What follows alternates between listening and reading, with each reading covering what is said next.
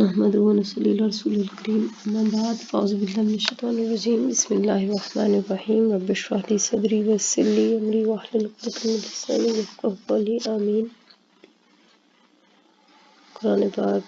کے بارے میں جو ابتدائی معلومات ہیں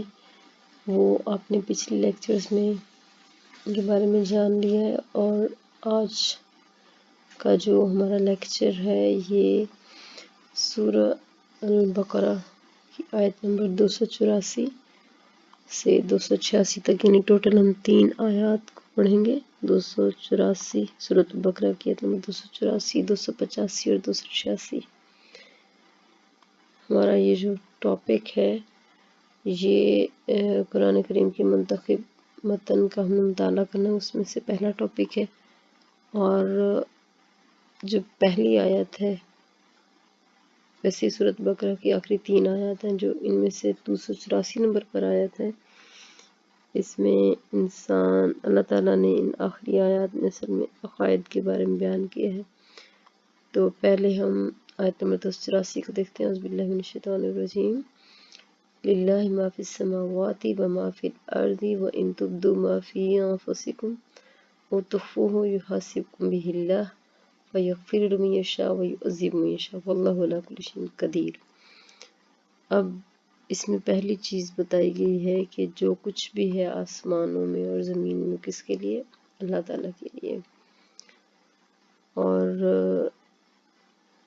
دوسرا یہ کہ اللہ تعالیٰ نے کے لیے ہونے کا مطلب ہے کہ اللہ کی ملکیت ہے، ہر چیز اللہ کے ہاتھ میں، اور ہر چیز نے اللہ کی طرف جانا ہے۔ اور جو اس سے آگے ان تبدوا ما فی انفسکم، اس مطلب ہے کہ اگر تمہارے دلوں میں جو کچھ ہے اس کو ظاہر کرو یا اسے چھپاؤ تو اللہ تمہارا حساب لے لے گا، پھر اللہ جس کو چاہے بخش دے، جس سے چاہے عذاب دے۔ اللہ ہر چیز پر قدرت رکھنے والا ہے۔ اصل میں اللہ تعالیٰ نے انسان کو اپنے اعمال جو ہیں ان کے بارے میں سوچنے کے لیے کہا ہے کہ وہ اگر کوئی ایسی چیز سوچ کر ایک تو ہوتا ہے نا غیر ارادی طور پر کچھ سوچ ہمارے ذہن میں آ جاتی ہے، تو ہمارے ذہن میں خیال آتا ہے، اس پر کوئی پکڑ نہیں ہوتی، لیکن فار ایگزامپل ہم نماز میں بھی کھڑے ہیں تو بعض وقت خیال آ رہا ہوتا ہے، لیکن مسلسل اسی خیال کو اپنے ذہن کے اوپر حاوی کر لینا، اس کو سوچتے رہنا، تو یہ بات درست نہیں ہوتی۔ جب یہ آیت نازل ہوئی تو نبی اسلام کے صحابہ بہت پریشان ہوئے، اور نبی اسلام سے جا کر کہا کہ اے اللہ کے نبی، جو کچھ تو ہمارے دلوں میں ہے وہ اللہ جانتا ہے، جو ہم ظاہر بھی کرتے ہیں، لیکن اللہ تعالیٰ نے اس کے ساتھ یہ جو بات کہی ہے کہ جس کو چاہے میں عذاب دوں یا جس کو چاہے میں معاف کر دوں، تو کیا اللہ تعالیٰ ہمارے ان خیالات پر ہماری پکڑ کرے گا جو ہم سوچتے بھی ہیں؟ بعض دفعہ ہوتا ہے انسان ذہن میں کوئی چیز سوچ لیتا ہے، فار ایگزامپل کسی گناہ کے بارے میں، لیکن عمل کی نوبت نہیں آئی، تو نبی اسلام نے کہا نہیں، یہ اللہ تعالیٰ کی بہت بڑی مہربانی ہے کہ وہ گناہ کی سوچ کو جب تک اس کو ہم ایکٹ اپاؤن نہ کر لیں، عمل نہ کر لیں، اللہ تعالیٰ لکھنے کا حکم نہیں دیتا، فرشتے سے کہتے ہیں کبھی نہیں لکھو۔ آپ نے 2 فرشتوں کے بارے میں پڑھا ہوگا نا کہ ہمارے ایک رائٹ شولڈر پہ بیٹھ کے ریکارڈ بنا رہا ہے کہ ہم کیا کام کر رہے ہیں، اور درست کام جو کرنے ہیں وہ رائٹ شولڈر والا فرشتہ لکھتا ہے۔ اسی طرح لیفٹ شولڈر پہ جو فرشتہ بیٹھا ہے وہ لکھتا ہے کہ ہم کون سے برے کام کر رہے ہیں۔ اب وہ لکھنا کس قسم کا ہے، کیسا ہوگا؟ پہلے زمانے میں تو شاید لوگوں کو سمجھنا اور سمجھانا مشکل تھا، لیکن آپ کے لیے سمجھنا اور سمجھانا ٹیکنالوجی کے اس دور میں اس لیے ایزی ہو گیا کہ چھوٹی سی ایک چپ ہوتی ہے، ایک میموری کارڈ ہوتا ہے، اس کے اندر کتنی کی چیزیں ہم ریکارڈ کر لیتے ہیں۔ فار ایگزامپل 32 GB کا اگر کارڈ ہو کسی کے موبائل میں، وہ کسی کی پوری لائف ہسٹری جو ہے وہ اس پہ ریکارڈ ہو سکتی ہے۔ تو ہم جتنے بھی اعمال کرتے ہیں نا ان کا بھی ریکارڈ تیار ہو رہا ہے۔ اب نبی صلی اللہ علیہ وسلم نے یہ فرمایا کہ اگر کوئی انسان نیک عمل کے بارے میں سوچتا ہے، مثلا آپ سوچتے ہیں کہ میں نے صدقہ کرنا ہے، آپ ارادہ کرتے ہیں کہ میں صدقہ کروں گا یا کروں گی، لیکن آپ کچھ وجوہات کی وجہ سے اس ارادے کو عملی جامہ نہیں پہنا سکتے، اس پر عمل نہیں کر سکتے، تو اللہ تعالیٰ اس نیت کا آپ کو اجر دے دیتا ہے۔ اللہ تعالیٰ اتنا مہربان ہے کہ صرف ایک اچھی چیز کی نیت کرنے پر بھی آپ کو اس کا اجر دے دے گا، لیکن جو بری چیز ہے جب تک نیت میں ہے تو اللہ تعالیٰ اس کو نہیں لکھنے کا حکم دے گا، بلکہ اس کو مؤخر کر دیا جائے گا جب تک وہ بری چیز عمل میں نہ آ جائے۔ اس کے بعد سورۃ البقرہ کی آخری 2 آیات ہیں۔ ان آخری 2 آیات کی فضیلت کے بارے میں آتا ہے کہ اللہ تعالیٰ نے نبی صلی اللہ علیہ وسلم نے خاص طور پر صحابہ کو تلقین کی کہ آپ لوگ یہ آیات سورۃ البقرہ کی جو آخری 2 آیات ہیں، یہ عرش کے نیچے خاص خزانہ سے مجھے ملی ہیں، تو ان آیتوں کو سیکھو، اپنی عورتوں اور بچوں کو سکھاؤ، اور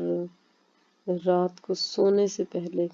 کی بہت زیادہ فضیلت ہے۔ نبی صلی اللہ علیہ وسلم نے فرمایا کہ جو ان کو پڑھ لیتا ہے تو اس کے لیے کافی ہو جاتی ہے، اور خاص طور پہ جادو کے اثر سے بچنے کے لیے یا جو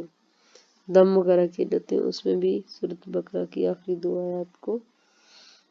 پڑھا جاتا ہے۔ اب ان آخری 2 آیات میں کیا ہے وہ ہم دیکھتے ہیں کہ اعوذ باللہ من الشیطان الرجیم، بسم اللہ الرحمن الرحیم، آمن الرسول بما انزل الیہ من ربہ المؤمنون کل آمن باللہ وملائکتہ وکتبہ ورسلہ لا نفرق بین احد من رسلہ قالوا سمعنا واطعنا غفرانک ربنا والیک المصیر۔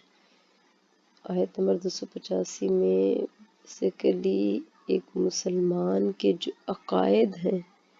جو بلیفز ہیں، جن پر ایک مسلمان کے لیے ضروری ہے کہ وہ ایمان لے کر ہے، ان کا ذکر کیا گیا۔ اللہ تعالیٰ فرماتا ہے کہ رسول نے مان لیا جو کچھ اس کی طرف اترا۔ کیا اترا تھا؟ قرآن، اس کے رب کی طرف سے، اور مومنوں نے بھی۔ مومن کون ہوتا ہے؟ ایمان والا۔ ہم سب ایمان والے ہیں، جی الحمدللہ ہم سب ایمان والے ہیں، کیونکہ ایمان لانے والوں کی جو کوالٹیز اللہ تعالیٰ نے بتائی ہیں وہ الحمدللہ ہم سب میں ہے۔ وہ کوالٹیز کیا ہیں؟ اللہ تعالیٰ کے نزدیک ایمان والے وہ ہیں جو ایمان لائے ہیں، انہوں نے مان لیا اللہ باللہ، اللہ پر، و ملائکت، اس کے فرشتوں پر، و کتب، اس کی کتابوں پر، اس کے رسولوں پر۔ ہم نے خود اللہ کو اپنی آنکھوں سے دیکھا ہے؟ نہیں دیکھا نا، لیکن پھر بھی ہمارا بلیف ہے، ہم مانتے ہیں کہ اللہ ہے۔ ہم نے فرشتوں کو نہیں دیکھا لیکن ہم مانتے ہیں۔ کتابیں قرآن کے علاوہ باقی جتنی بھی کتابیں ہیں وہ اصلی شکل محفوظ نہیں، تو ہم نے ان کو اصلی شکل میں نہیں دیکھا پھر بھی ہم مانتے ہیں۔ اسی طرح اللہ کے رسول جو ہیں ان کو ہم نے نہیں دیکھا لیکن ہم ان کو مانتے ہیں۔ پھر اس کے بعد ان کی یہ کوالٹی کہ ہم ان کے درمیان، رسولوں کے درمیان کوئی فرق نہیں کرتے، یعنی جن انبیاء کے نام قرآن میں آئے جو ہمیں بتائے گئے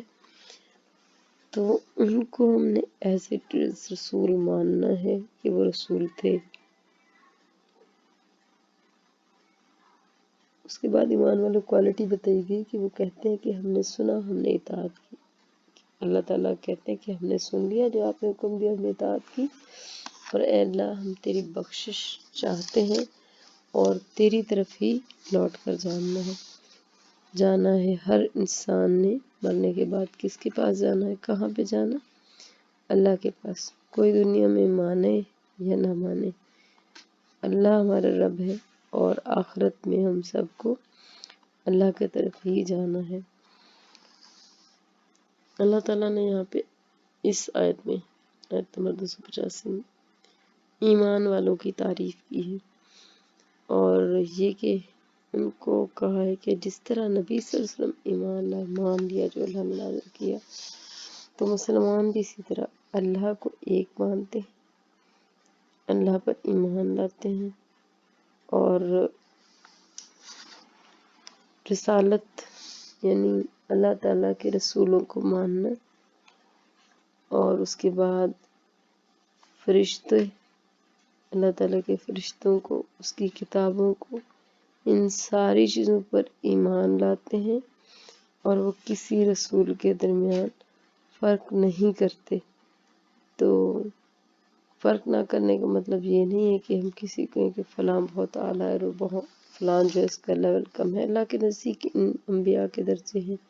اللہ تعالیٰ قرآن میں فرماتا ہے کہ ان میں سے کچھ ایسے ہیں جن سے ہم نے ڈائریکٹ کلام کیا، کچھ جو ہے پردے کے پیچھے سے کیا، کچھ کو بچپن میں نبوت دی، اور زیادہ تر انبیاء کو 40 ایئرس یعنی جو میچورٹی کی ایج ہوتی ہے اس میں نبوت دی۔ تو اصل چیز ہے کہ ہمیں ایمان والوں کی جو کوالٹیز بتائی گئی کہ ہم نے سنا، ہم نے اطاعت کی، اللہ کے احکام جو بھی ہم سنیں گے تو ان کی انشاءاللہ ہم نے اطاعت کرنی ہے۔ اس کے بعد اگلی آیت میں آتا ہے کہ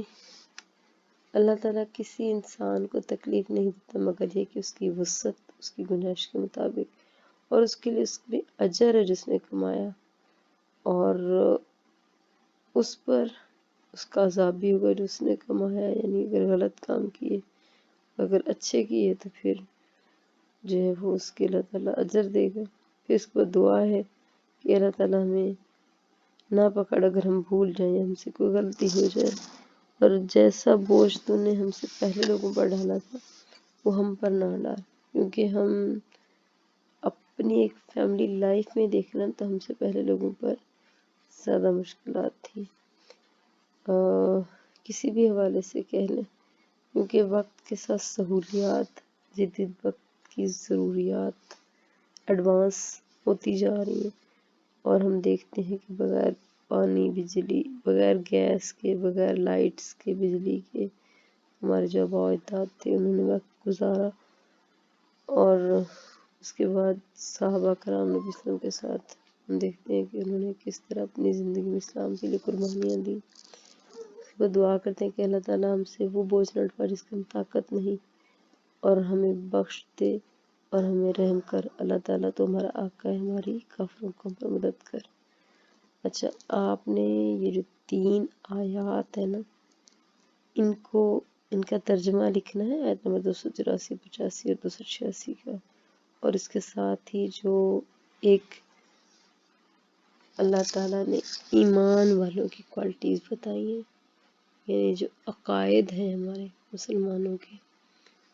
ان کی ڈیٹیل لکھنی ہے کہ وہ کون سے ہیں، تھوڑا تھوڑا سا ان کا انٹروڈکشن ہو، ان کا نیم ہو، جیسے توحید ہے کہ اللہ کو ایک ماننا، ایک آیت کا حوالہ دیتے ہیں، رسالت کے انبیاء پر ایمان لانا، جس طرح فرشتوں پر جو ہم کو نہیں دیکھا اس کی تھوڑی سی ڈیفینیشن، اور اس کے بارے میں کوئی آیت یا حدیث جہاں سے آپ کو کوئی ریفرنس ملے تو آپ نے بنیادی عقائد جو ہیں وہ لکھنے ہیں۔ میں اسائنمنٹ آپ کو پوسٹ کر دیتی ہوں تو آپ نے اس کو LMS پہ ہی اپلوڈ کرنا ہے۔ اوکے جی، السلام علیکم ورحمۃ اللہ وبرکاتہ۔